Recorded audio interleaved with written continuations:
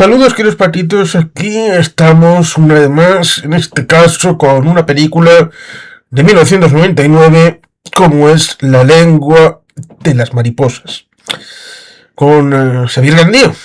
Aunque yo estoy más veces en tu canal que tú en el mío, pero bueno, al fin y al cabo, todo el contenido acaba en mi canal, así que no pasa nada. Bueno, pero Arrachaldeón, muy buenas, pero sí es verdad que llevaba yo tiempo sin pasarme por aquí. Básicamente por un motivo, porque tú trabajas mucho temas de cine o temas de historia y no ha coincidido porque yo suelo tratar más temas de actualidad. Pero bueno, de esta película puedo hablar largo y tendido porque no solo la vi, sino que me leí en su día el libro en el que está inspirada y bueno, podremos abrir juego porque además esa película también nos lleva a la historia. Sí, en principio es una película hecha en 1999 por José Luis Cuerda como director, con uno de los grandes a los que no se pone cara, como es Rafael Azcona, como un gran guionista. Incluso podría decir que nombres como Gil Parrondo son más conocidos que Rafael Azcona, lo cual ciertamente resulta un poco curioso porque tiene más relación con el tema del cine, el tema de la composición del escenario, que es lo que hacía Gil Parrondo, respecto de la construcción de la narración, que es lo que hacía Rafael Azcona. Cosa que, en principio, en esta película vemos un poquito de las dos cosas, teniendo como coprotagonista a Fernán Gómez como el maestro. Pero ahí... Sí. Ahí nos haríamos una pregunta, igual la conoces o igual no, pero si no, pues no pasa nada. ¿Por qué se hace esta película en 1999? Yo me lo he preguntado muchas veces y la vi en 1999 y aún te sé decir en qué cine. En el cine Aribau de Barcelona, que estaba justo delante de la entrada principal de la Universidad de Barcelona, de la Central, ¿de acuerdo? No del campus de la Diagonal, sino de la Plaza Universidad. Bueno, fíjate que en gran medida La lengua de las mariposas, para empezar, spoiler, es la adaptación, se dice de 3 cuentos, pero sobre todo es uno, los otros 2 son relleno, ¿de acuerdo? De este libro de relatos de Manuel Rivas, Que me queres amor, ¿de acuerdo? Y concretamente del relato A lingua das bolboretas, ¿de acuerdo? Que en gallego sería La lengua de las mariposas. ¿Qué sucede? También ponen un poco de relleno, 2 cuentos y 2 escenas que, por ejemplo, la de Carmiña mucha falta no haría, ¿de acuerdo? Y te ponen luego también la de un saxo na néboa, ¿no? Que es de una orquesta, ¿de acuerdo? Pero realmente, si vamos al turrón es esa. ¿Por qué 1999? Bueno, primera, porque antes tenía que estar este libro. Ya para empezar, ¿no? Y este libro se publica en 1995. Entonces, obviamente. Y segunda, porque tengo yo la sensación de que ya en ese momento la cuestión memorialista, ¿no? Que luego toma más fuerza con José Luis Rodríguez Zapatero, que accede a la Secretaría General del PSOE solo un año después, empieza ya a tener su aquel. Por supuesto que se habían hecho ya películas de exiliados. Tú has hablado mucho de Volver a empezar, por ejemplo. Sí. Estuve con Artemi hablando de ella en un conversatorio. Efectivamente. Pero, si te das cuenta, en esto se inspiran muchas películas que después hablan de la memoria histórica. Sobre todo me atrevería a decir en cómo se enfoca el momento. Entonces yo te diría eso, una anécdota antes de que tú puedas hablar de detalles que seguro que conocerás más que yo. Has hablado del guionista. Bueno, es que esta película ganó el Goya de los 2000 al mejor guión adaptado. Creo que no es menor decirlo.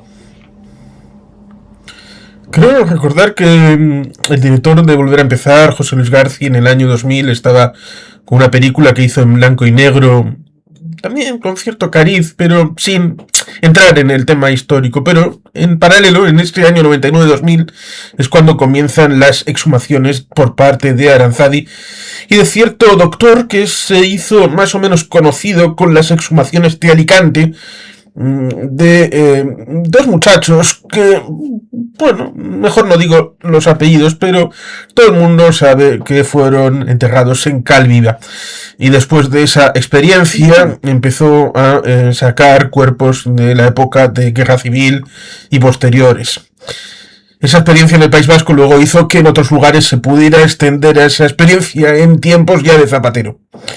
Pero sí era un momento en donde la memoria volvía a aflorar respecto del periodo republicano, porque esta película, en donde yo sí creo que lo de Camiña tiene un elemento ahí respecto de lo que es la trama, lo que es el odio, lo que es el perro. O Khan. Bueno, sí. Tarzán. Vamos a ver ahí. Tarzán. No es Tarzán. Claro, pero sí, pero tú ten en cuenta una cosa. En ¿Qué me quieres, amor? Es un relato separado, ¿eh? Te lo digo como anécdota, pero sigue. Sí, bueno, digamos que yo creo que sí tiene que ver con el tema respecto de encajar la pieza de maestro, su soledad, la soledad que puede tener el hermano, aunque esa es más resoluble, porque tiene más vida, más, por lo menos ahí nos encontraremos con el tema de tener más vida. ¿Qué es tener más vida? ¿Tener más años por delante?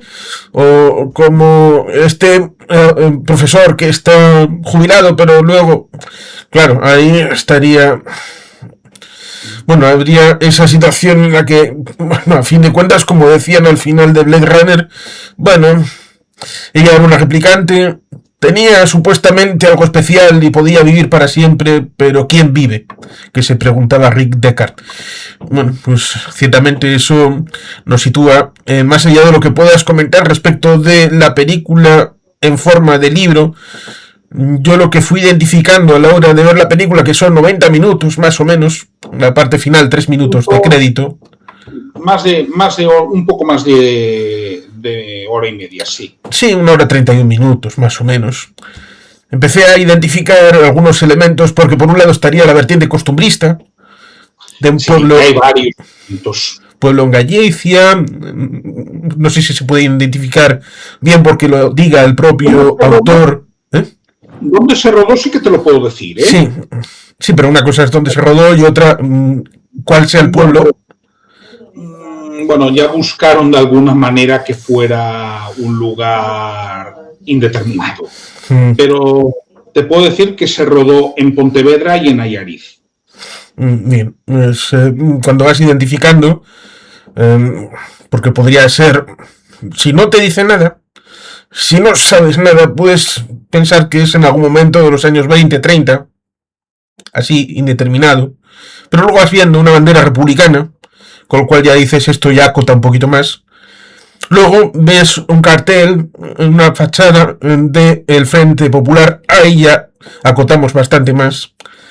Ahí puedes presuponer que sería o bien la primera o la segunda, pero la segunda vuelta sería demasiado alejado, es decir, demasiado cerca de los acontecimientos, y por lo tanto, luego ves un carnaval, y luego puedes preguntarte, ¿cuándo fue carnaval en 1936?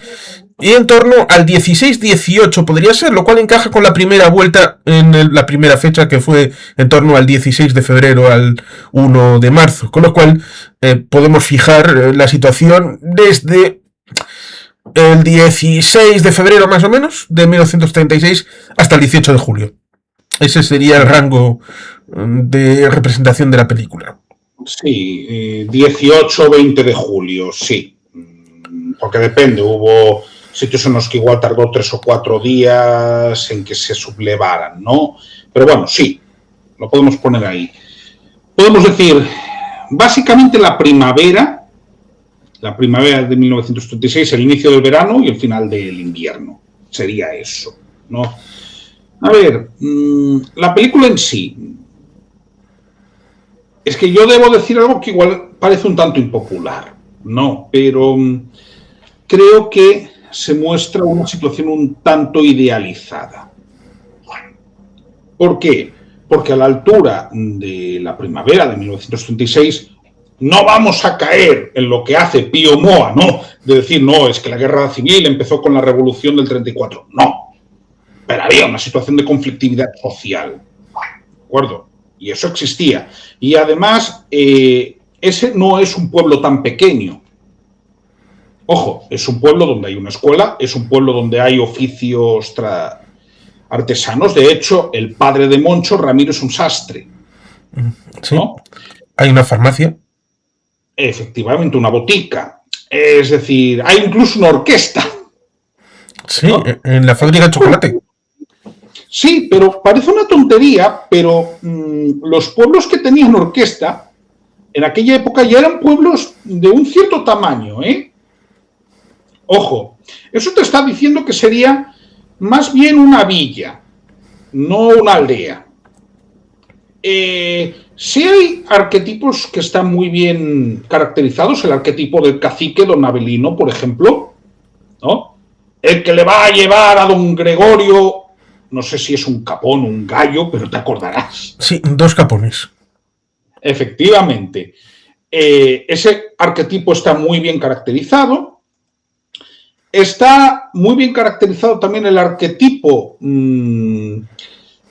que era realmente la base social que tenía Izquierda Republicana. Spoiler, Izquierda Republicana no era un partido obrero, era un partido pequeño burgués, y bueno, ellos mismos, lo decían, tampoco renegaban de eso. Tú sabes, ¿no?, que a Azaña le molestaba mucho que le levantaran el puño cuando daba un discurso. Sí. ¿No? Lo digo porque el propio sastre, Ramiro, que es el padre de Moncho, el niño protagonista, se declara azañista. Sí, en el caso de Leroux, que también tiene un papel en el periodo, hubo un momento en Barcelona en el que llegó en un coche de estos de la época, se quitó el abrigo de pieles y dijo, bueno, ya soy como vosotros. ¡Hala! Pues se mimetizaba de esa manera. No, Azaña pues tenía pues otro carácter, era distinto y diferente. Y cierto es que en el 33 Indalecio Prieto fue el que le consiguió por la circunscripción de Bilbao que mantuviera el acta para el Congreso. Pero bueno, ciertamente es sumamente interesante porque el padre de Moncho o Gorrión tiene un cartelito y dice, yo soy republicano, de los de Azaña. Se lo dice al señor maestro cuando está para darle el regalo. El sastre le da un trajecito al maestro. Cierto es que esa vicisitud de arquetipos nos encontramos también a Cura, por ejemplo, que también tiene su disposición un poco a latín y a la mano, aunque aquí está un poco dulcificado respecto de tal vez es la visión de Moncho, un Moncho maduro que retrotrayendo a su juventud explica la realidad intentando volver a ver cómo era cuando era joven respecto de las personas que viven, las personas que existen, las situaciones. Es un poco ese prisma, ese elemento narrativo.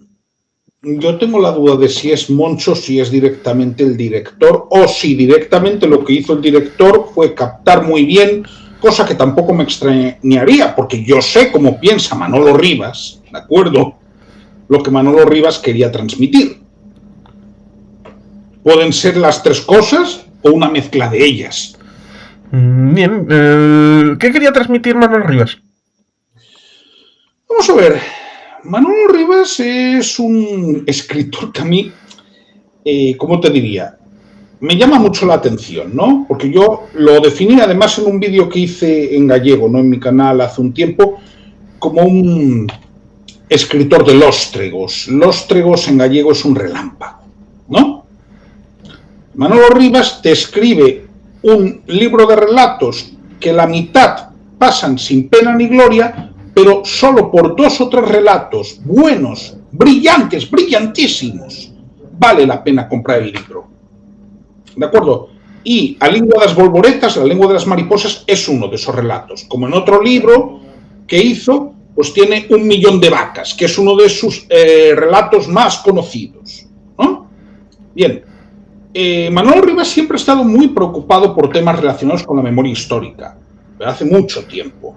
Y él, en este libro, que repetimos es de 1995, ya abre un poco ese melón, ¿no?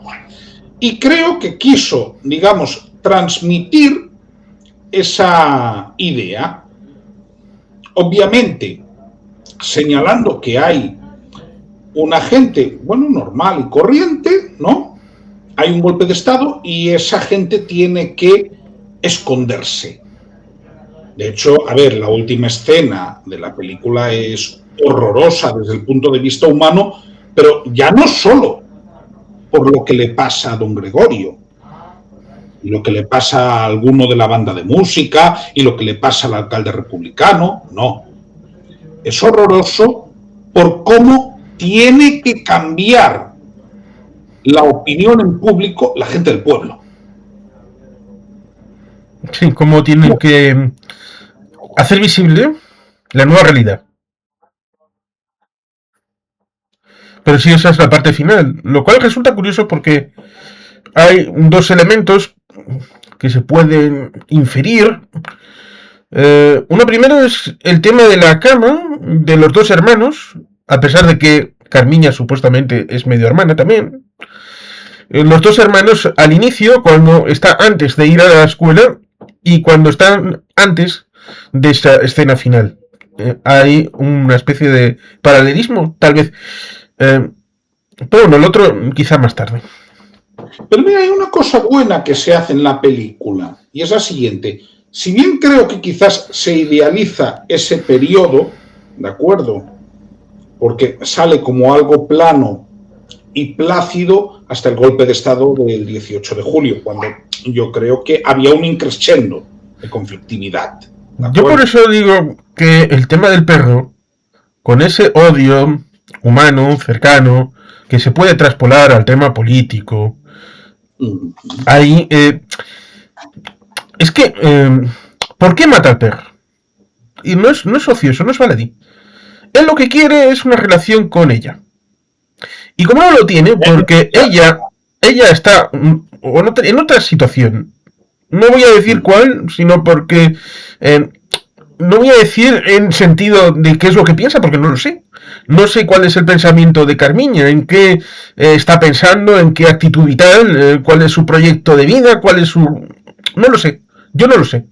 Igual tú sí, lo pone tal vez Manolo Rivas en su relato. Bueno, pero la cosa es que él no lo consigue.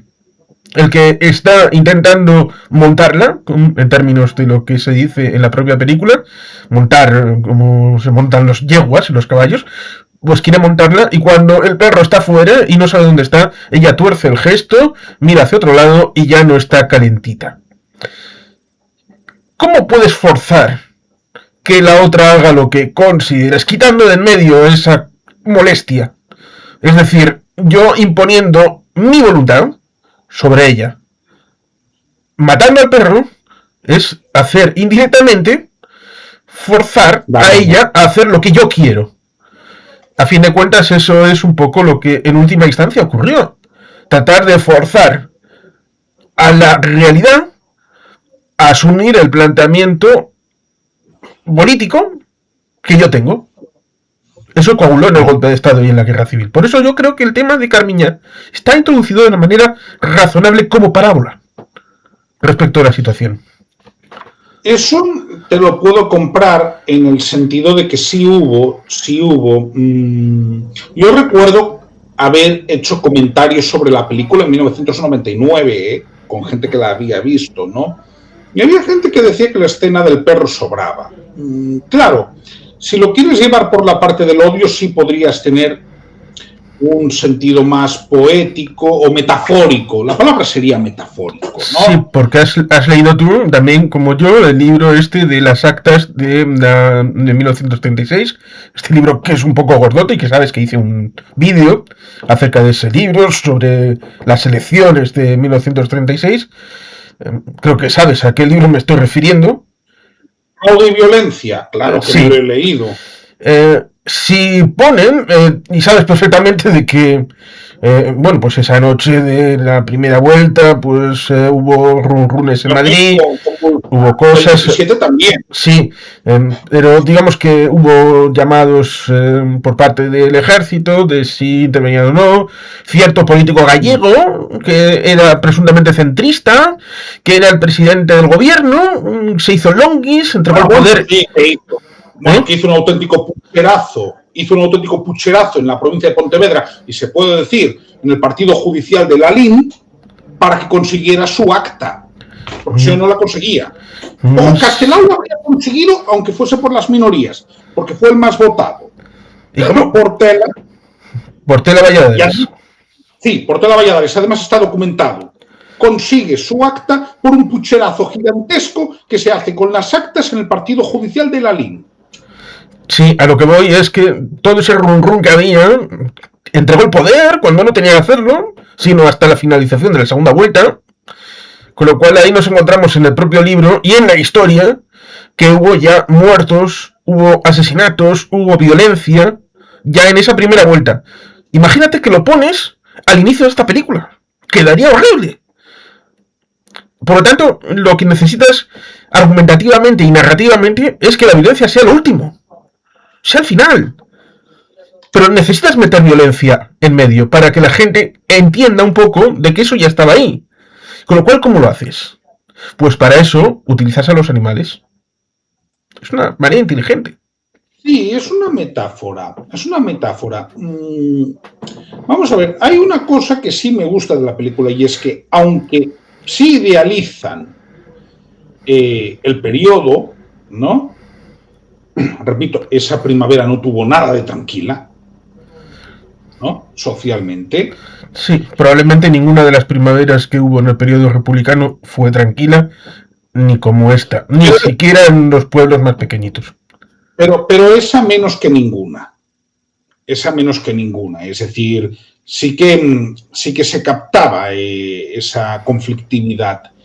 Pero lo que sí hacen bien es que idealizan el periodo, pero no idealizan a los protagonistas. Pues, por ejemplo, Ramiro ha tenido una hija antes de casarse, Sí. que es la medio hermana de Moncho, ¿no? Que de hecho hay un momento en el que aparece para pedir dinero su madre, ¿de acuerdo? Sí. Y, Y y la cuando. mujer le Sí. dice, haz lo que tengas que hacer, no dice nada. Sí, cuando muere, su madre pide 45 pesetas para el señor doctor y para enterrarla. Correcto. Cuando muere la madre de Carmiña, que es la Sí. mujer, claro, que es la mujer con la que ha tenido a Carmiña, pero la ha tenido antes de casarse. Se presupone por la edad además de Carmiña, ¿no? Porque Moncho tiene 8 años, si no recuerdo mal, y su hermano tiene 15, y Carmiña tiene alguno más. Sí. Entonces, todo nos lleva a pensar que es, digamos, hija de antes del matrimonio, no de después. Digamos que no habría cometido adulterio, es lo que se presupone, porque Carmen ya sale alguna vez y por edad ya se presupone que es adulta, ¿no? Yo, por lo que recuerdo de la película. Sí, va a ser lo correcto, sí. Lo mismo Claro. que la madre de Moncho, alias Gorrión, es beata, es religiosa, sin pasarse, sin pasarse. Y el padre, como hemos dicho, es republicano, pero republicano de los de hazaña, no es algo exaltado. No es ni siquiera socialista, ni mucho menos anarquista o comunista, ¿no? Es de los de hazaña. Es que yo esto siempre lo digo, vamos a ver. Muchas veces, por un ejercicio de presentismo, pues decimos, lo más parecido a Manuel Azaña podría ser el PSOE de después de 1979. ¿De acuerdo? Pero si tuviéramos que hacer un juego de equivalencia político de referentes de lo que era izquierda republicana, yo suelo poner la Unión Cívica Radical Argentina. De Raúl Alfonsín. No, me voy a Hipólito Yrigoyen, me voy al principio. Sí, porque realmente vienen siendo lo mismo, son dos partidos progresistas, laicos, laicizantes, de profesionales liberales, de maestros, ¿no? Anticlericales, porque ambos sean anticlericales, y con una idea progresista, pero no están pensando en una revolución. Están pensando en una sociedad de pequeños propietarios. De hecho, la reforma agraria, ¿no?, que lleva a cabo la República está inspirada en la idea de crear una clase de pequeños propietarios, no de colectivizar. Eso es lo que a veces se olvida. Reforma agraria que, por otra parte, en Galicia ya era innecesaria porque a ese problema ya le había dado carpetazo Primo de Rivera con la redención de los poros en los años 20. Sí, creo recordar, no es Gerald Brennan, el que hizo... igual me equivoco en el nombre, pero creo recordar que podía ser Gerald Brennan, el que hizo un libro sobre el periodo republicano, un tema, también incluso el tema agrario. Tampoco recuerdo exactamente el libro, sé que lo tengo aquí abajo, y que hice vídeo.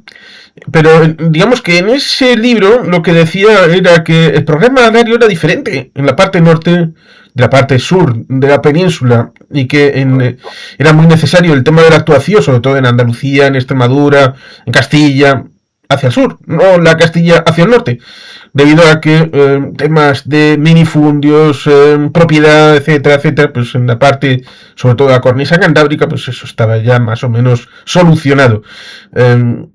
Con lo cual, esas visiones que también concurren en el presente y también antes, en el siglo XIX y XVIII, respecto de dar la misma medicina a todos por igual, eso parece que es una constante errónea respecto de la perspectiva y práctica humana, política e institucional. Pero ciertamente es un elemento que está un poquito en la película. Está el tema del maestro, lo cual también resulta curioso e interesante porque lo presenta como una persona culta, serena, que en principio es accesible, que lo que quiere es dar generosidad, en un entorno que solamente sería como la academia de Sócrates. Aquí estamos para el respeto mutuo, tratar de atemperar las pasiones. Y en buena medida hay una ausencia de discurso ideologizado, salvo cuando se va a jubilar y solamente habla de si en esta generación da la posibilidad de que haya libertad. O sea, libertad, que es cuando Avelino se larga. Sí, pero solamente dice la palabra libertad. Digamos que si hubiéramos ido al periodo y viéramos la realidad, seguramente los discursos no solamente hubiera dicho la palabra libertad, habría dicho un discurso completamente distinto, lo más seguro. Por tanto, ahí nos encontramos con la idea de un maestro, pues, bueno, casi como si fuera el Robin Williams del Club de los Poetas Muertos, este tipo de maestro que es el que probablemente un Moncho mayor idealizaría haciendo revisión respecto de su propio pasado y recordando a ese maestro de juventud, probablemente. Sí, vamos a ver, realmente, pero date cuenta de que tampoco lo idealizan tanto como ser humano en el sentido de que también le encuentran sus debilidades cuando pilla una melopea en la taberna, por ejemplo. Sí. Quiero decir, ¿qué es lo que sucede? Pero también por qué la toma. Bueno, están escuchando discursos de Gil Robles, ¿no? De Gil Robles y de Calvo Sotelo. Claro. Lo cual sería como el equivalente a escuchar discursos de Albert Rivera y de Santiago Abascal. Sí, totalmente. Pero una cosa, ¿a ti no te ha llamado la atención, por ejemplo, el hecho de que no se habla en ningún momento del proceso estatutario en Galicia? Resulta curioso, cuando está para tirar todo lo que tiene de republicano, ahí sí hay una cabecera en gallego. Pero es la única referencia, lo cual ciertamente resulta curioso. Sí, a Nosa Terra. Lo cual ciertamente resulta curioso porque, como has comentado más de una vez, y es verdad, cierto es que debido a la disposición transitoria segunda de la Constitución de 1978, que habla de que aquellos territorios que hubieran plebiscitado un estatuto antes de la guerra civil, es decir, en el periodo republicano, tenían la vía rápida, por así decirlo, la del 151 en el periodo de la transición. Y esos fueron por orden en el ámbito republicano, porque cambia el orden en el ámbito de la transición. En la transición vamos nosotros primero, luego los catalanes y luego vosotros, es decir, Euskadi, Cataluña, Galicia, pero en la época de la República fue 1931 el tema de Cataluña, luego en el 33 fuimos nosotros, y el día 15 de julio del 36 había una comisión en Madrid para entregar el estatuto plebiscitado por los gallegos. Lo cual ciertamente resulta también curioso debido a ese cambio que y sucintamente la película sí lo refleja, pero lo refleja desde el ámbito republicano, no desde el ámbito de autonomía gallega, que podrían haberlo puesto, porque es el grupo Voz, es la televisión de Galicia la que está también financiando la película, podría haber sido interesante haber incorporado ese elemento, el hecho de que llevas un estatuto y casi desde el primer día todo el territorio está controlado por los franquistas. Perdón, franquistas no, porque franquistas sería a partir del 1 de octubre del 36, es decir, los alzados. Claro, pero fíjate, ya no es solo eso. ¿Hacen alguna referencia al plebiscito del 28 de junio? No, el único elemento que dicen es cuando van a tocar en un elemento bastante de años 20, con esas especie de plaquitas pero hechas con madera, que es un muy de orquesta tipo Cole Porter y todo esto, que dicen, hemos estado de gira por América y nos hemos olvidado el gallego. Como si se hubieran dejado el gallego en Montevideo. Como quien se deja la maleta, bueno, me he dejado la maleta allí, pues me he dejado el gallego allí. O lo hemos olvidado por el camino, Es el único detalle que pudiera señalarse. Claro, es que de hecho lo ves con perspectiva y yo siempre le he pensado, vamos a ver, la única referencia que hacen al idioma, por ejemplo, aparte de esa, es poner a Nosaterra cuando le tiene que soltar todos los papeles, el carné, creo que también le da el carné. Sí, carné de color rojo. Efectivamente, ¿no? O, por ejemplo, tú ves la película, tú no sabes que el 28 de junio se votó la autonomía de Galicia. No. No lo sabes. Y que seguro que en el periodo previo al 28 de junio hubo un trayecto en donde hubo parte de la sociedad que se vio involucrada. Aunque sea algún pasquín, en la pared, como se ve, sí, el tema del Frente Popular, que se ve en un momento dado papeles pegados en la pared, supongo que llamando al voto. Claro, pero esto nos sugiere también que era una villa,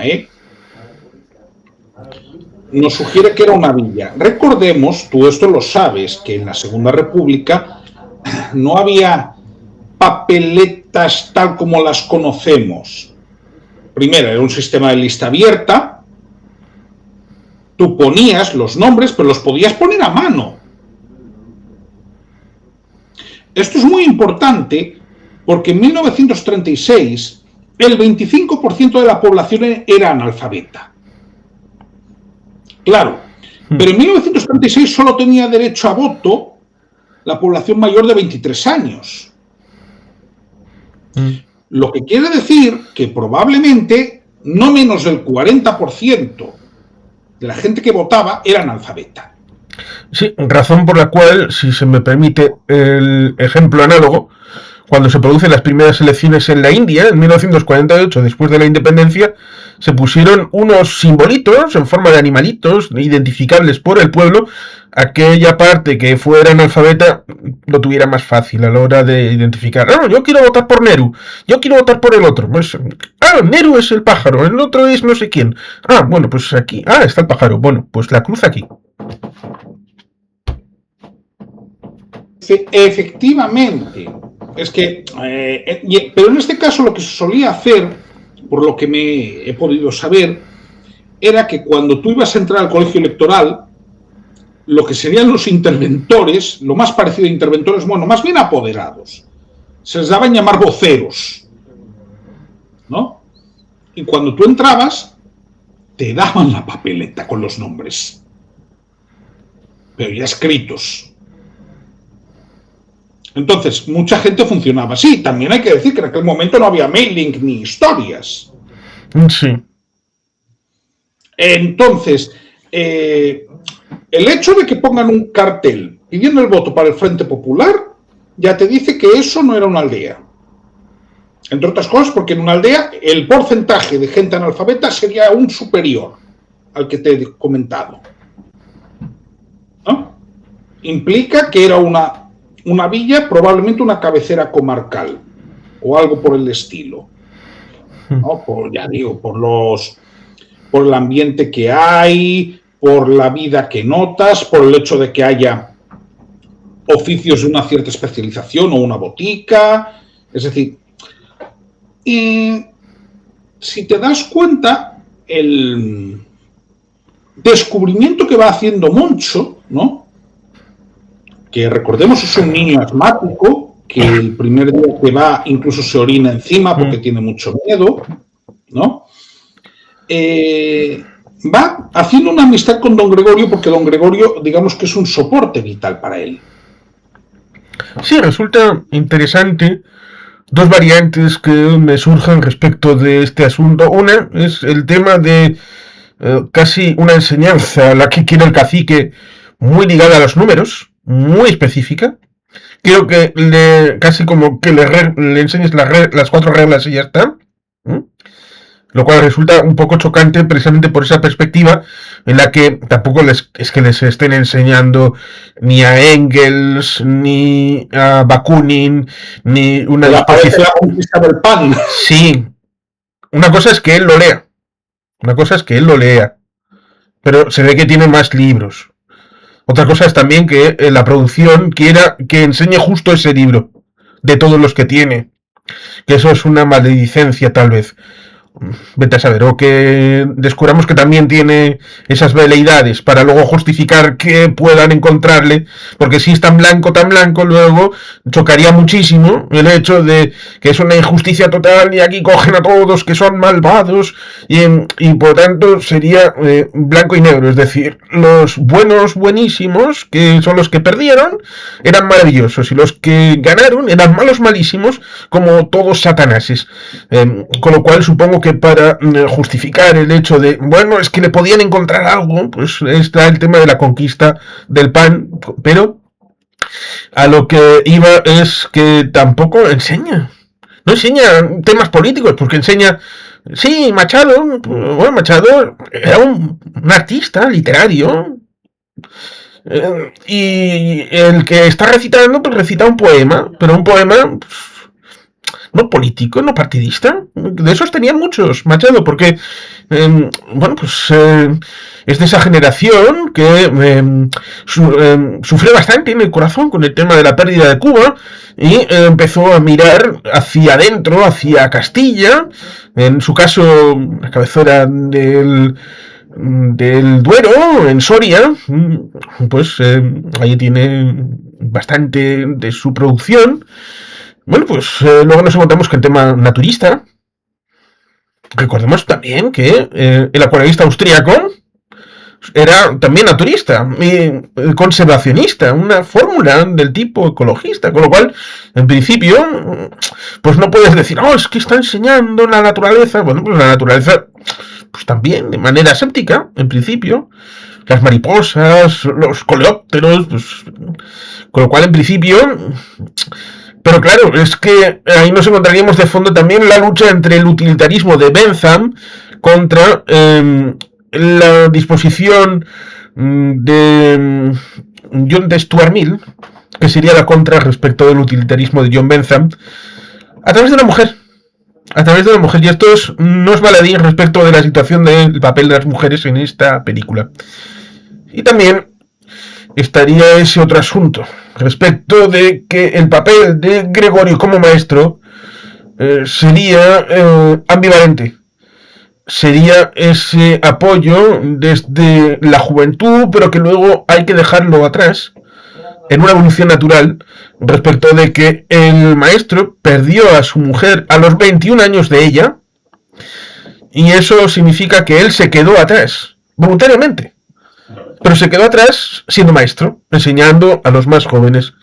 Y el avanzar de la vida nos llevaría a ese arroyito, a ese río, en donde las chicas estarían bañándose, como tránsito entre que está con el maestro ya jubilado cogiendo insectos, y ella como interés amoroso, con lo cual él tiene que separarse del maestro porque es el pasado respecto del futuro, que en teoría sería el despertar a la vida, el tema de descubrir la mujer, descubrir el amor y empezar una vida en solitario.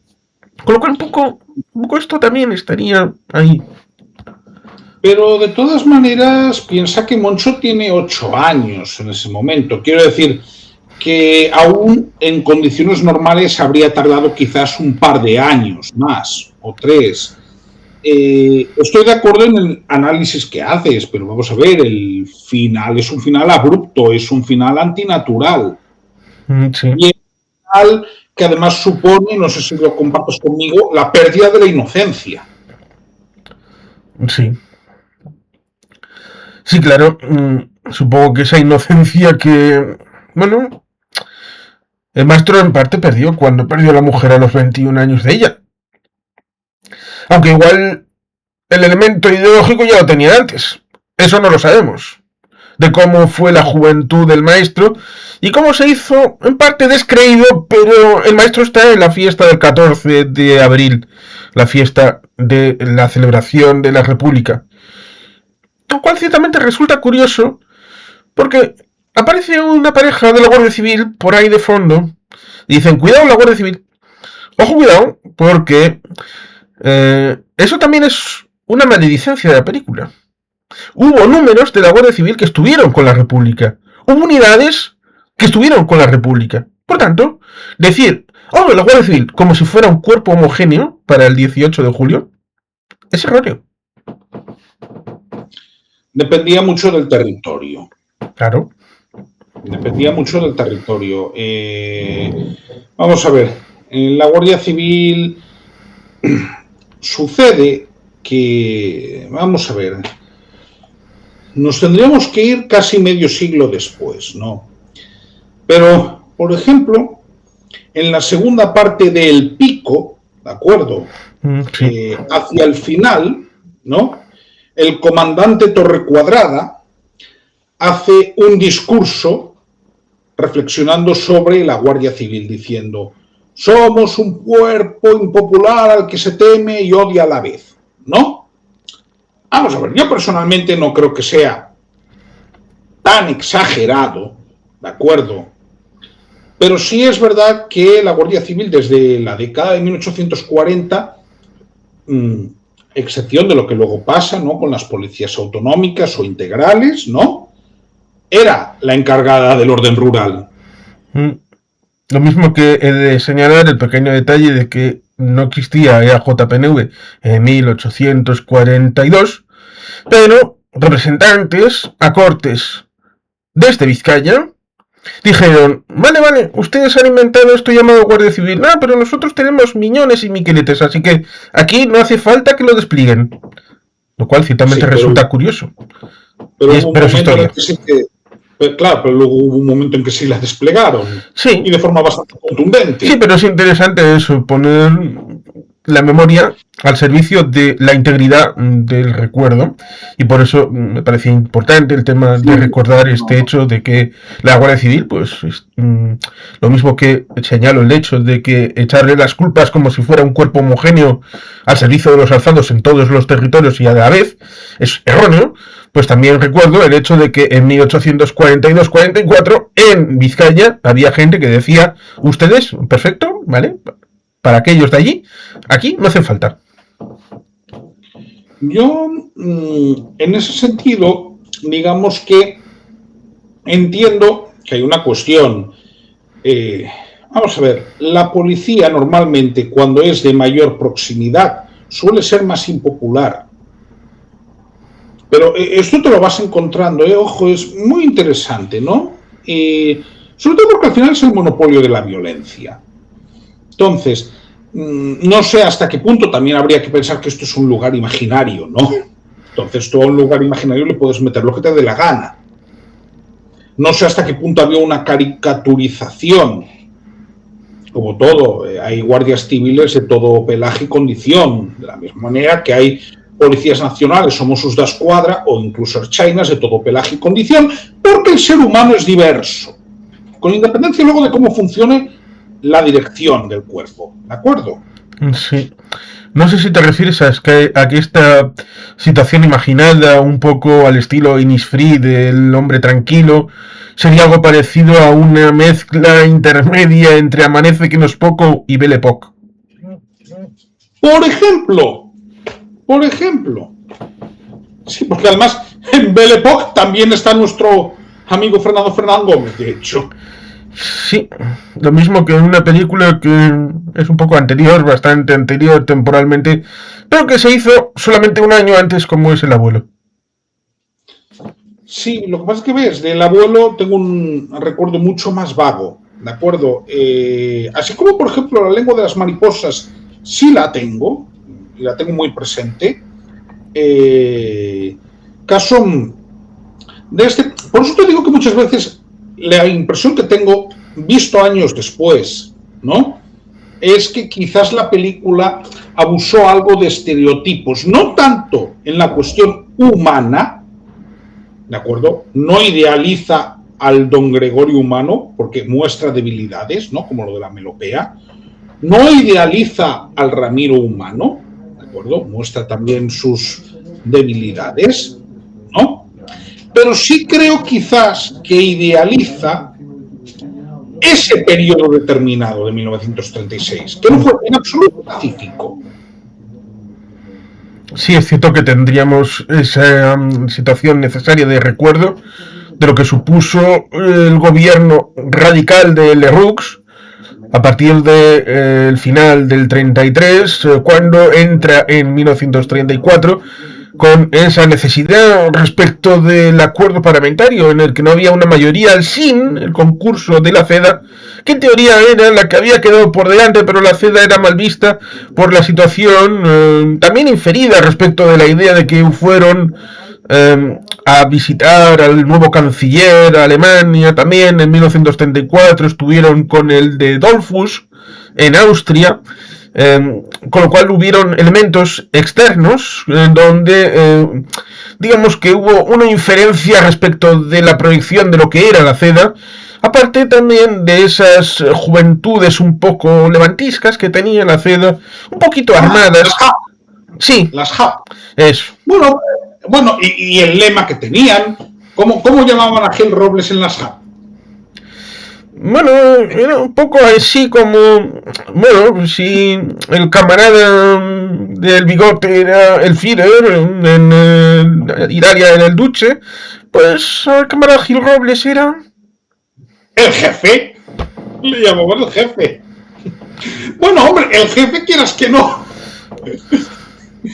Pero incluso, a ver, pero lo de la CEDA también era una historia, porque en la CEDA, por un lado, ellos decían que su referencia era el Partido Conservador Británico, ¿no? Decían eso.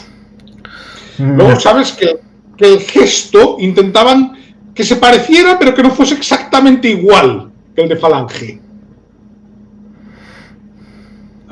¿Sabes, no? El matiz que había en la palma de la mano.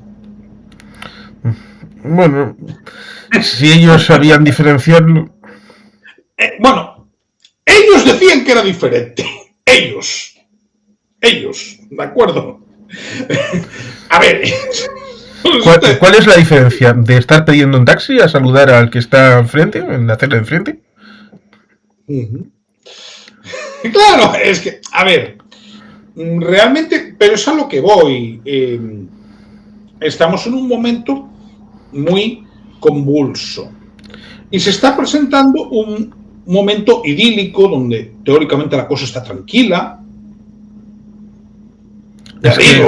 Es que efectivamente, si uno revisa, por ejemplo, las memorias de Chapa Prieta o simplemente la relación de gobiernos y la situación en el Congreso, puede haber cierres patronales, puede haber estados de excepción, puede haber situaciones convulsas en el final del año 35. Con lo cual, situar una acción en la primavera del 36 como idílica, pues resulta extemporánea Por eso decía, pues como Brigadoon, como Innisfree, un elemento onírico, como una burbuja dentro del escenario global, que no es Claro, este. claro, es que incluso vamos a ver, pero si se amenazaban de muerte en el Congreso en 1936, directamente, ¿eh? Vamos, no, no. Y luego, a ver, yo hasta cierto punto puedo entender que en el tema del plebiscito del estatuto quisieran pasar de puntillas. Lo puedo entender. Yo no estoy de acuerdo. Yo creo que se tendría que haber hecho referencia. ¿Por qué crees Lo puedo que, entender. ¿Por qué crees que fue? ¿Por un asunto de presentismo del 99? Hay cosas que es mejor no tratar a tratarlas de una forma abiertamente falsa. ¿Cómo lo hubieran tratado de manera falsa? Pues te voy a decir cómo. Vamos a ver. Aparte ya se puede decir que han pasado muchísimos años y las personas que hablaron en vida lo dijeron. Pues te voy a decir cómo. Presentando el tema del plebiscito como si hubiese mayor movilización de la que realmente hubo. Por ejemplo, este sería un ejemplo. ¿Qué creo yo personalmente? Aparte me has comentado que estaba La Voz de Galicia en medio, ¿no? De la Sí, producción. sí, el grupo Vale. Voz estaba con TVG, sí. Vale. ¿Qué creo yo que hicieron personalmente? Además, en aquel momento recordemos que gobernaba Manuel Fraga, la Xunta de Galicia, ¿no? Pues este tema era difícil de tratar, era complicado de tratar. En aquel momento, Fraga tampoco renegaba, digamos que del capital político de ese plebiscito. Es muy curiosísimo, ¿no? Voy a ponerte algo encima de la mesa y que es una suerte de presentismo del momento en el que se hace la película. Cierto es que la gente recuerda la película que hicimos, Braveheart, como elemento Sí. icónico para el S&P, para que al final acabara ganando el poder en Hollywood. Pero ciertamente hay quien dice que Trainspotting fue más dura y que reflejó más la realidad para mover el caladero de votos. De ambas cosas hablamos aquel día, me Sí, acuerdo. en el lado de Galicia, en 1997 hubo una elección. Una elección con un resultado que pudo ser diferencial respecto de la mentalidad que había previamente o la que pudo haber después. Poner el plebiscito en 1999 en esta película hubiera supuesto remachar lo que supuso ese resultado para un tal Beiras. ¿Y por eso lo puso? Es un ejemplo, es una posibilidad. Ojo, también debo decir que en los discursos de investidura de los años 90, Fraga hablaba de Castelao, ¿eh? Reivindicaba Castelao, lo cual, hombre, no dejaba de ser sarcástico en algún aspecto, ¿no? Sí, lo cual también resulta curioso porque el abuelo de un tal M. Rajoy creo que estaba ahí vinculado con el tema de la creación del estatuto del Hombre, 36. estaba en el comité pro autonomía. Bueno, pero a ver, al abuelo de M. Rajoy no se le puede criticar. ¿En qué sentido? Vamos a ver, fue depurado de su puesto, lo pasó mal económicamente durante muchos años. Hombre, claro, puedes decir, bueno, es que a Ángel Casal directamente lo fusilaron en una cuneta. Sí, pero a Enrique Rajoy Leloup, por ejemplo, esto le costó el ostracismo profesional. De hecho, y de tener que ir con trajes remendados, ¿eh? Por el centro de Santiago. Es Sí, decir, supongo que la introducción también por elemento narrativo. Pero claro, si tienes a Rafael Azcona, que no es tener a un Mindundi, puedes meterlo de una manera que sea natural, constructiva, de manera que no chirríe respecto de la evolución de los acontecimientos, si bien tal vez no fuera en primer plano, sí como un elemento en un segundo plano, en alguna situación, en algo, pudiera haberse incorporado el tema del plebiscito porque estaba ahí, estaba en el periodo histórico. Es cierto. sí, vamos, vamos a ver. Luego sí que se trató en otras películas, curiosamente. Pero, ¿qué sucede? Es que tenemos que ponernos en contexto. En ese momento, en 1999, es la primera legislatura de Aznar, pactando con CiU y Coalición Canaria, en un primer momento también con EAJ-PNV, pero el pacto con EAJ-PNV creo que duró los 2 primeros años, únicamente. Y hay un momento de bonanza económica. Y utilizo este término porque ese término también lo utilizaban los sindicatos. Entonces, en ese periodo hay unas elecciones en el 2000 donde Almunia, que era el candidato del PSOE, se lleva un batacazo, que bueno, claro, un batacazo sacando más diputados de los que tiene ahora Pedro Sánchez, ¿eh? Sí, sacó 125 escaños. Pedro Sánchez ahora mismo tiene 122. Y Almunia dimitió esa misma noche. Sí, antes de que acabara el recuento. De hecho, me acuerdo porque lo escuché en directo, ¿no? Bien, en ese momento es cuando entra José Luis Rodríguez Zapatero, ¿no? Después de un congreso abierto en el cual tiene a José Bono delante. Sí, que ganó Fernández y Rosa Díez.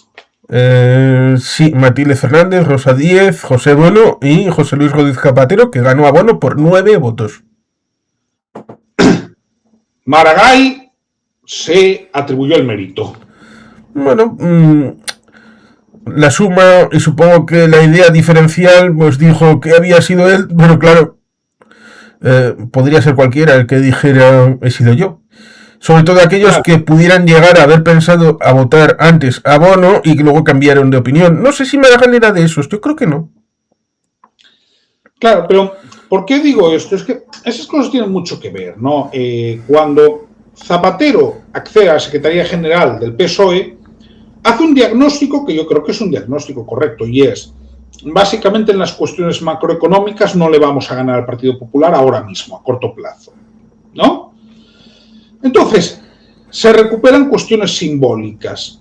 Además, con un plus, y era el siguiente, porque a Felipe González le podían decir, usted ha estado gobernando 12 o 13 años, ¿por qué no lo ha hecho durante su periodo de gobierno? Digo, cuestiones, ¿no?, de memoria histórica.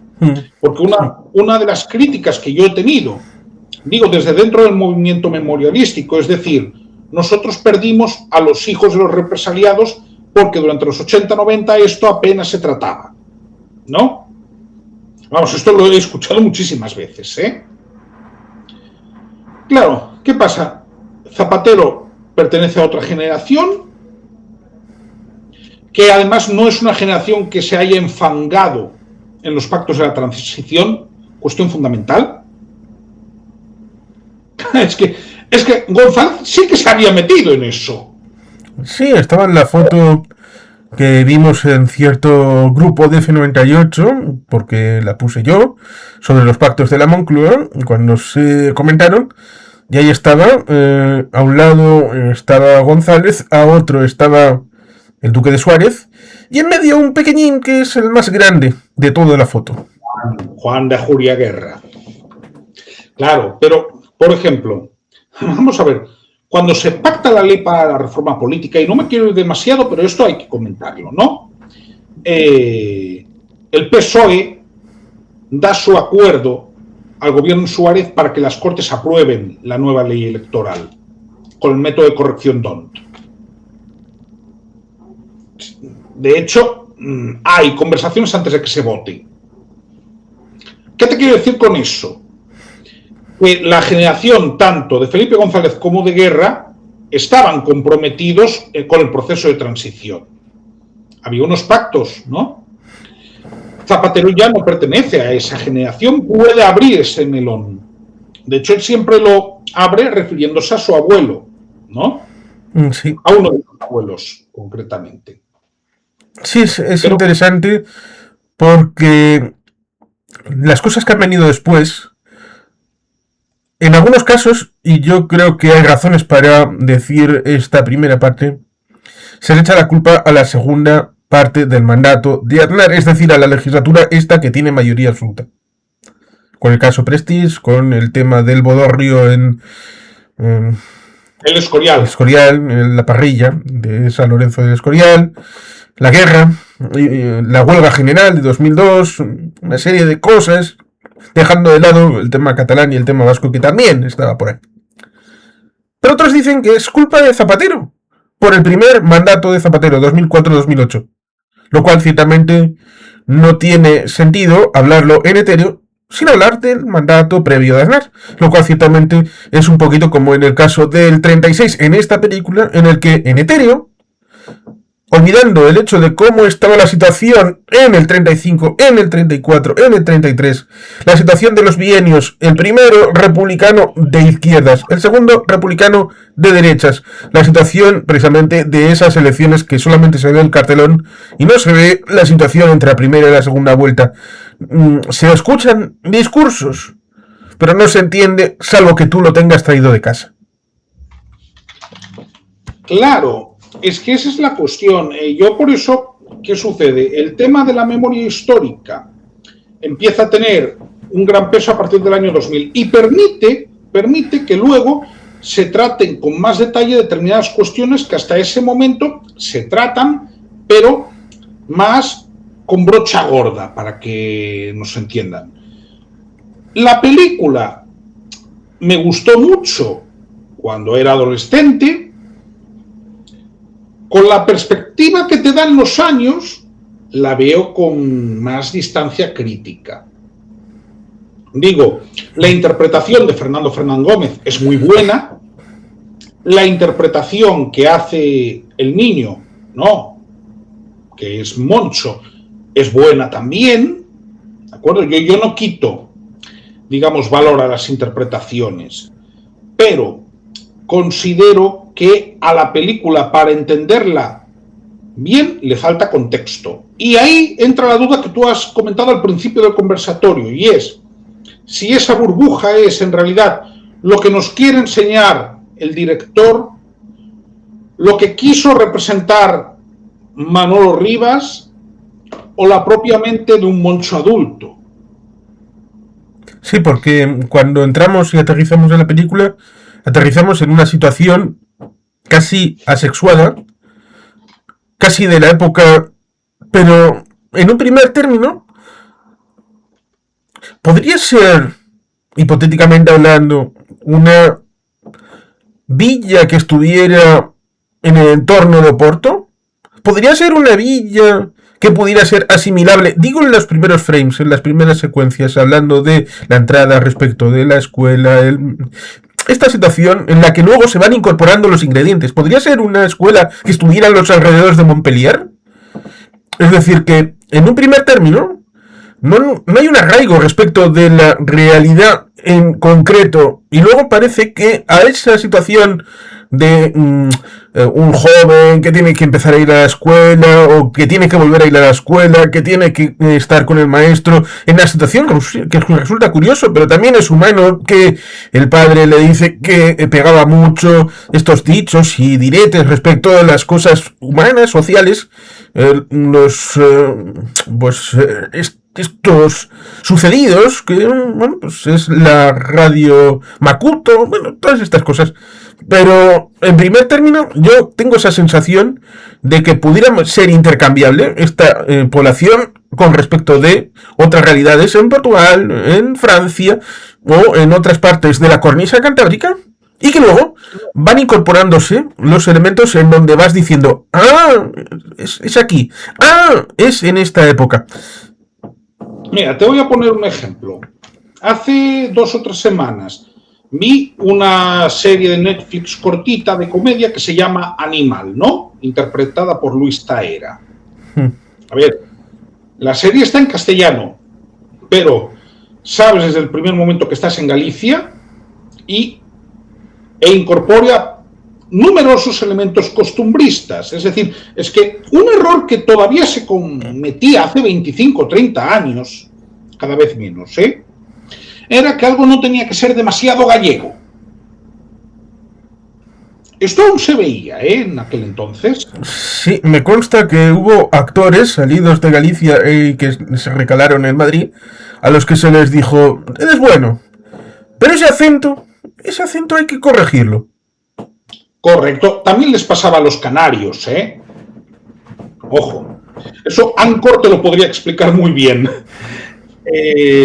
Pero quiero decir, es muy curioso porque van metiendo pinceladas. Cuando, a ver, vamos a ser claros, a la altura de 1936 en Galicia, el nacionalismo, sin ser marginal, ojo, no era mayoritario. Probablemente el Partido Galeguista tendría una cuota de apoyo similar a la que tiene hoy el BNG, similar, la suficiente como para que, por ejemplo, Castelao fuese el diputado más votado en Pontevedra. Repito, en una época en la que el sufragio era nominal. Es decir, la gente tuvo que apuntar el nombre de Castelao. Pero se podría haber puesto alguna bandera gallega, por ejemplo. Porque tú viste que la bandera republicana sí que estaba. Sí, y además hay una inferencia equivocada. Porque se pone en el 18-20 de julio, se pone la bicolor. Cuando tardan meses en decidirlo. A eso voy. Que sería un gesto anacrónico explicado solamente desde un presentismo. Es más, es que en un primer momento, para empezar, no tienen claro si el alzamiento, el golpe de Estado, ellos le llamaban alzamiento, si el golpe de Estado era para instaurar una dictadura republicana, como podría haber sido tipo Serrano. Lo que pasa es que lo de Serrano fue bastante más incruento, ¿no? Bastante más incruento y bastante más esperpéntico también, ¿no? Pero bueno. Sí, si te refieres a 1874... Había. Durante todo ese año de 1874 hubo una república unitaria. Hasta la restauración, que en teoría ahí también está el esperpento tan típico español, como fue el tema de que Cánovas quería hacerlo votado, como se votó el tema de la elección de Amadeo I de España. Sí, muy british, sí. Pero ahí te entra un Martínez Campos en Sagunto y dice, ¿para qué voy a esperar si aquí tengo mis tropas, aquí tengo mi caballo, aquí tengo mis ovarios? Y digo que aquí nominamos al señor Alfonso XII, que está en Sandhurst, para que venga a ser nuestro rey. Y seguro que Cánovas esto. ¿Qué mierda es esto? ¿Coño? No, a Cánovas no le gustaron las formas. Eso además consta que no le gustaron. Lo que pasa es que, bueno, pues eso, que seguramente eso significaba que cuando se produjo el 18-20, pues la gente estuviera pensando, ¿esto qué va a ser? ¿Un padrecito? ¿Un cirujano de hierro? ¿Un salvador? ¿Un correctivo? ¿Un golpe de timón? Puede ser tantas cosas.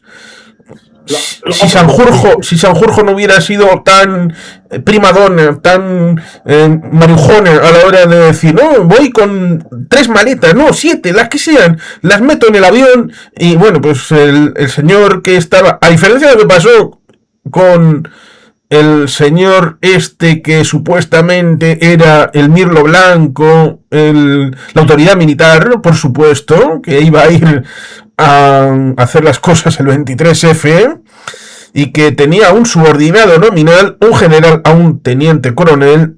Ahí supuestamente que tendría que haber dicho, usted es teniente coronel, usted a mis órdenes.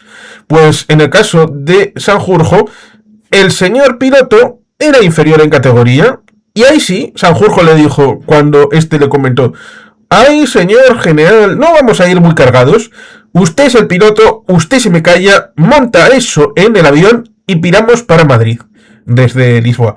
El avión iba sobrecargado, así que hizo ¡pum! Y fuera Sanjurjo.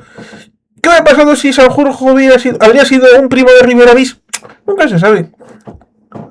No, pero de hecho estoy pensando que es que aún tardó meses en oficializarse la bicolor, es decir, en julio desde luego que no, y creo que durante el mes de agosto tampoco.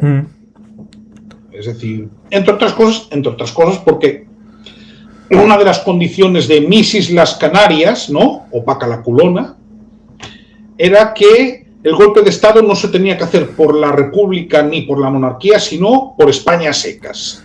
Por el Estado español. Sí, que quiere decir que la forma de Estado, digamos, que se soslayaba.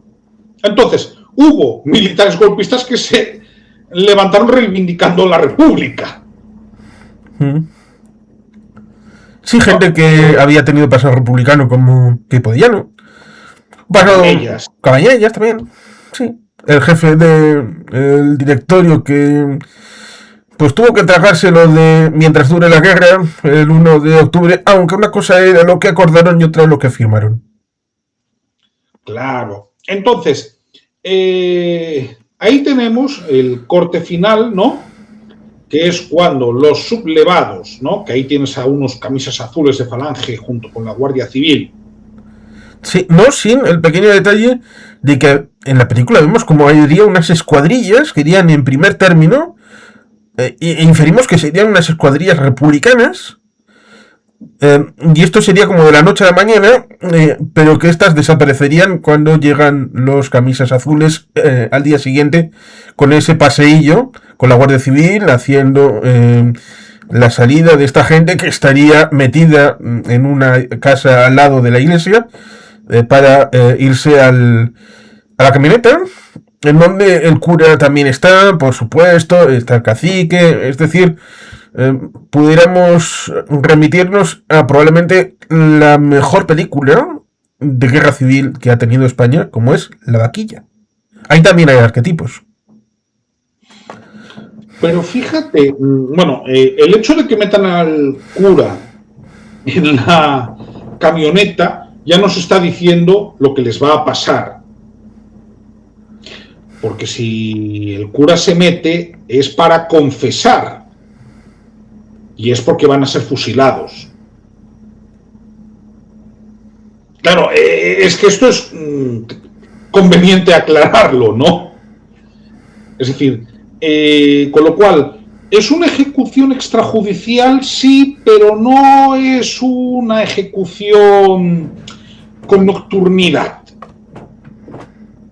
Lo digo porque tú sabes que, sobre todo en los primeros meses, había ejecuciones extrajudiciales y las había también con nocturnidad, los llamados paseos y sacas de las cárceles, que por cierto no solo las hicieron los golpistas del 36, también los hubo en determinados territorios controlados por republicanos. Pero el caso es que lo que más impacta es que cuando va el cura para adentro, sabes que es porque los que entren en la parte de detrás de la furgoneta van a morir.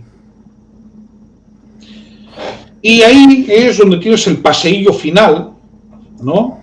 Que es como se acaba la película.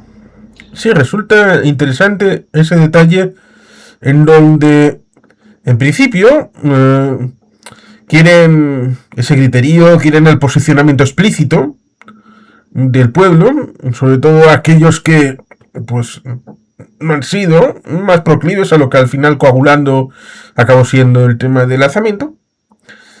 Y la madre de Moncho grita ateos, porque ella es religiosa. Por tanto, lo único que le sale es hablar del tema religioso, de ella religiosa, los otros ateos. No como otros gritos que hay también respecto de rojos, anarquistas, comunistas. Claro, pero ¿sabes qué pasa? Primera, tú ves que en esa escena don Abelino está mirando a ver quién grita, el cacique. Por cierto, su mujer con una mantilla negra exagerada incluso para aquel momento, ¿de acuerdo? Que ahí sí que creo que se exagera la caracterización, ¿no?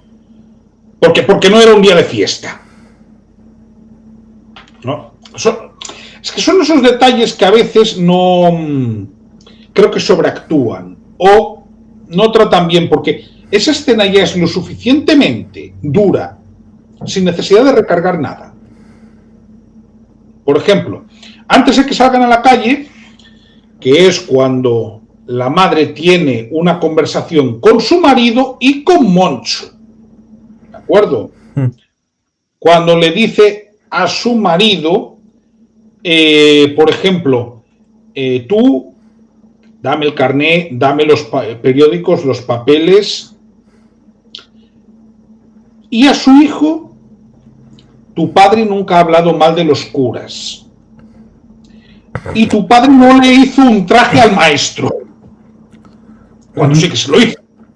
No, el término es no le regaló. Porque es evidente que lo hizo. Eso es innegable.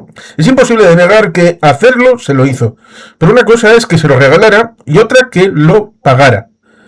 No, si lo pagara no habría problema porque era el sastre del pueblo. Pero el tema es que se lo había regalado. Con lo cual, se había ofrecido a regalárselo. Sí, con lo cual en la película hay un fallo en donde la madre lo que tendría que haberle insistido al hijo y no le hace eso, sino le dice, tu padre no le regaló, sino tendría que haberle dicho, tu padre le cobró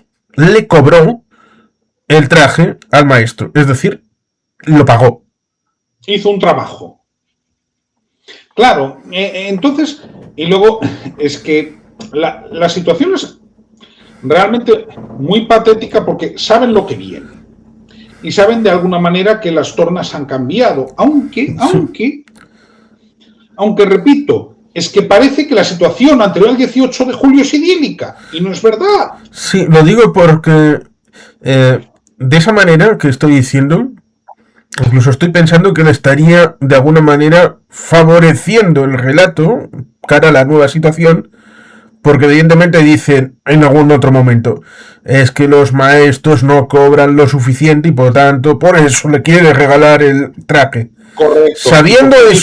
Sabiendo eso y diciendo que lo pagó, entonces el maestro debe tener alguna otra fuente de ingresos ilegal y seguro que no se iba a investigar y por tanto eso significa que la carga de la prueba estaría sobre el maestro. Claro, pero a ver, tú también te das cuenta de que lo que tiene la madre de forma rosa, ¿no? De forma por otra parte normal, es miedo.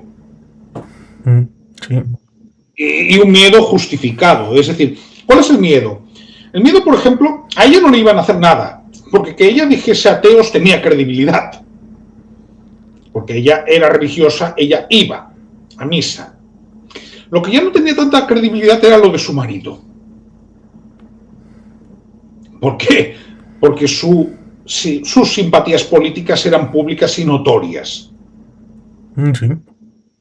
Entonces, ahí está el juego de que tengo que renegar de todo lo que he renegado para que no me hagan nada. Por eso tiene que llamar hijo de al maestro cuando pasa por delante, cuando no le ha hecho nada, o cabrón. Que lo hace, por cierto, llorando. Sí. Lo mismo que lloraba la muchacha, que... ¿Qué interpretación haces de la muchacha que es la hija del alcalde en esa visita que resulta también curioso porque cuando anuncia el jefe de la orquestilla dice que se van al extranjero, pero no van al extranjero? ¿Ah? ¿Qué van a? América. No, digo cuando van al pueblo ese de al lado. Bueno, pero es que ahí también juegan mucho con el tema de que es indeterminado el lugar. Repito, eso está rodado en Pontevedra y en Nayarit. Pero dice que nos han contratado desde el extranjero. Y el extranjero pues puede ser la comarca de al lado, o puede ser la provincia de al lado, o puede ser que se vayan al Bierzo. Mira, vamos a ver, yo creo que juegan también con eso y con la ambigüedad. Pero sí, el alcalde tiene una hija que es muda. Y la comunicación con el hermano de Moncho es a través de la música. Con esa idea de que el saxofón, en primer término, cuando está con el viejito maestro de música, que es como acariciar a una mujer y que en la distancia está acariciándola a través del saxo, con ese solo que interpreta. Y cuando salen del pueblo y se vuelven en ese autobusito, ella está con unos lagrimones, él está con unos lagrimones, lo cual conecta también con esa situación del padre de Moncho al final, con el maestro, con el tema también de los lagrimones. Sí, lo que pasa es que ahí supongo que también se habla de lo que es el amor o de lo que son las emociones o de aquellas cosas que se pierden. Se hace alguna referencia en algún momento, creo, a la emigración por el tema de América, ¿no? Sí, el niño, Moncho, dice que lo que quiere hacer es irse y cuando desaparece al principio, después de orinarse, que están buscándole, que iba en dirección hacia A Coruña y no para hacerse abonado al Depor, sino para coger el barco e irse para América, así directamente. Lo que pasa es que ahí debo hacer un matiz importante. En la década de 1930, emigrar ya era bastante más complicado a América. No, hay dos motivos. Está las consecuencias del crack del 29. Que en España llegaron más tarde. Sí, pero aquí ya estamos hablando de 1936. Sí. De hecho, 1935 fue un año económico malo. Pero ¿qué quiero decir? También, cuando hay el crack del 29, las políticas migratorias que aplican Estados Unidos, Cuba o Argentina, digo estos tres países porque eran los que, sobre todo Cuba y Argentina, más gallegos recibían, ya empiezan a restringirse. Hay emigración, ¿no? Pero digamos que ya es más complicado. Sí. Ya es más complicado. De todas maneras, no es, digamos, que una referencia improcedente, ¿no? La gente pensaba en ir a América, pero curiosamente quizás en la década de 1930 menos que en 1920. Sí, es entendible. Bueno, es cierto que resulta también curioso el hecho de que se fijen en mujeres a través de ese libro en un estilo más en blanco y negro y que en el ámbito de las razas todavía no había pasado el acuarelista austríaco respecto de ver las consecuencias en Auschwitz, en Mauthausen y todas estas. Cito Mauthausen porque hubo gallegos allí, así que ciertamente eso también es memoria histórica. La chinita asiática, con el tema de un poquito de ojos rasgados, la coletita, que es un poco el ideal que luego ve en la hija del alcalde de ese pueblo del extranjero. Claro, pero bueno, eso también es la adaptación de Agárrate Saxo, que es uno de los tres cuentos. Sí, efectivamente. Pero, a ver, en definitiva, ¿yo qué diría, no? Para poder hacer algún resumen de esta película. A ver, es una película que debes entender de qué año es. Si te has leído esto, mejor que mejor, porque entenderás muchas cosas. Y sobre todo, para mí es precursora de todo el cine que ha habido después enfocado a la memoria histórica.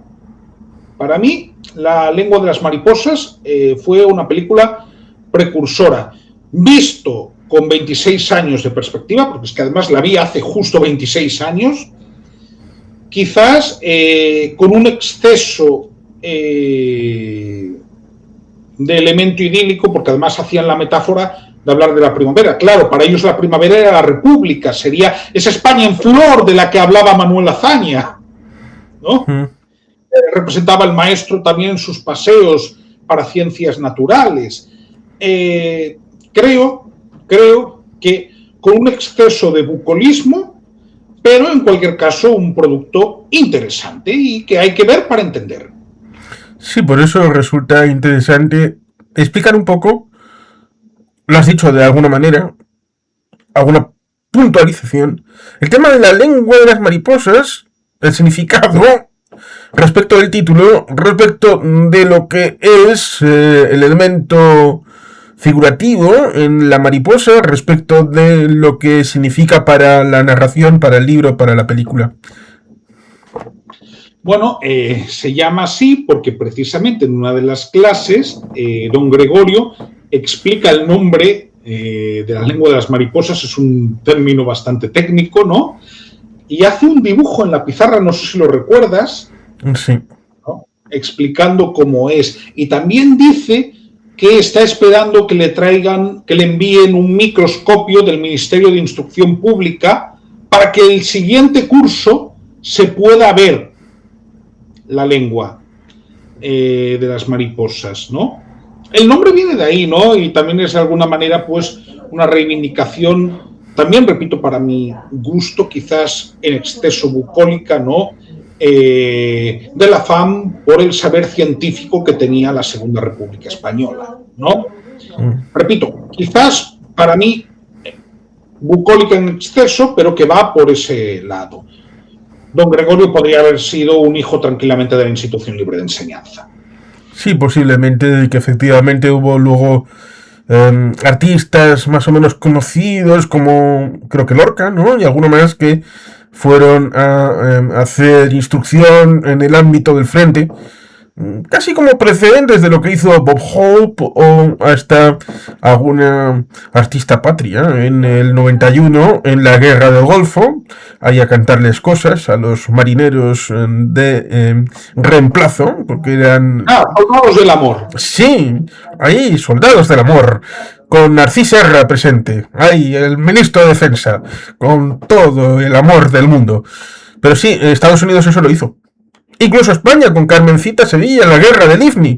Estas cosas, pues, tuvieron ahí su vicisitud, pero sí, el tema de la instrucción era importante en el ámbito de la República y seguramente por eso también está incorporado en el ámbito de la narración como elemento amable de vehiculización y, por supuesto, lo último que voy a introducir, que es el relato que le regala, efectivamente, el profesor a Moncho, alias Gorrión, que es la Isla del Tesoro. De alguna manera, ¿podemos hablar que el profesor sería una especie de Long John Silver respecto del protagonista Moncho? No lo sé, yo lo que sé es que es un iniciador para que Moncho sea explorador, y eso es bueno. ¿Pero no es algún paralelismo en el ámbito de los personajes respecto de lo que sea Moncho y el profesor? Del dúo protagonista de la novela. Es que lo de la Isla del Tesoro me lo leí muy pequeño.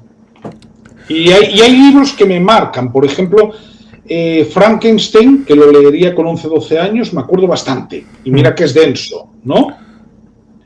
Sí, pero me refiero que de alguna manera era el acompañamiento, Long Silver como pirata y cojo y todo esto del protagonista de la novela. ¿Sabes qué impresión tengo más bien de Don Gregorio? Y eso lo muestra en un diálogo que tiene con el cura. Cuando el cura se queja de que Gorrión iba para Monaguillo y ahora ya no va, porque no se acuerda de todos los latinajos, ¿no? Recordemos, en aquel momento estamos antes del Concilio Vaticano II, las misas seguían siendo en latín, ¿no? Pero hay un diálogo que tiene con el cura muy interesante y dice que es normal que Moncho, ahora que está saliendo, tenga curiosidad. Lo veo más bien como una persona que le abre las puertas a un mundo nuevo, ¿no? Lo veo más como eso que como alguien que lo guíe en sí. Lo veo más bien como alguien que le ayuda a espolear su curiosidad. En ese sentido, además, me cuadra mucho, ¿no?, con el tipo de pedagogía que intentaba instaurar la Institución Libre de Enseñanza, ¿no? Lo veo más como eso, porque sí es verdad que hacen una relación que es cuasi fraternal, ¿no? ¿Te acuerdas cuando lo pilla en un árbol, no? Sí. Y sí que es verdad que hay ese elemento, pero don Gregorio, en el fondo, en lo que está pensando es en que Moncho sea libre, tenga criterio. ¿Puedes decir que eso es una relación paterno-filial o que es alguien que lo descubre? No sé. Ya. Puede ser, y efectivamente puede que Moncho sea la República, puede que la República sea el abrir a España a nuevos horizontes, lo mismo que Moncho se abre a los nuevos horizontes, a la vida, en esa primavera vital a la que a sus 8 años está iniciándose, y que el final, antes de los créditos, cuando se congela la imagen, en donde también se incide a Moncho, grita tú también, Insúltale tú Y le, también. y le tira piedras. Y que la estaba tirando piedras sea la mayor derrota del profesor, la mayor derrota de Gregorio, esa pesadumbre que le dolerá más que la bala que le van a meter. Sí, y derrota inmerecida, eso también es importante decirlo. Claro, es que creo que para terminar yo considero muy importante dejar clara una cuestión. Yo he criticado el exceso de idealización que hay, para mí, de la primavera de 1936. Pero eso no implica que lo que había en la primavera de 1936 fuese ilegítimo. ¿De acuerdo? Eso es importante. Don Gregorio era una buena persona. Don Gregorio no merecía el final que tuvo, como tampoco lo merecía el señor alcalde, como tampoco lo merecía alguna de las personas de la orquesta que también van en ese... No sé si te acuerdas. Sí, sí, sí. ¿De acuerdo? Eso es muy importante dejarlo claro. Había buenos y había malos. Había los que fusilaban a buenas personas y había los que eran víctimas. Esto lo dejo un poco como reflexión. Sí, y que al fin y al cabo lo mejor que se puede hacer es invitar a las personas a que, si pueden, vean la película, si pueden mejor también lean los cuentitos, los tres a poder ser. Sí, dirás que el principal es el más importante, pero si leen los tres, también complementario. Y por Está en el tanto, mismo libro. y por tanto que cada cual se haga su propia composición de lugar con su propio criterio, que a fin de cuentas es un poco lo que la propia película dice, que el niño era lo que tenía que haber tenido la oportunidad de su propio criterio. Así que vosotros podéis aplicaros el cuento y juzgad por vuestro propio criterio. Y bueno, pues sin más, aquí dejamos la lengua de las mariposas y volveremos con algún otro tema en algún futuro. Y en buena medida estaré por el canal de Xavier, en el que también, pues, si os suscribís, dar likes y todo eso y ver los vídeos, pues también está muy bien. Muchas gracias.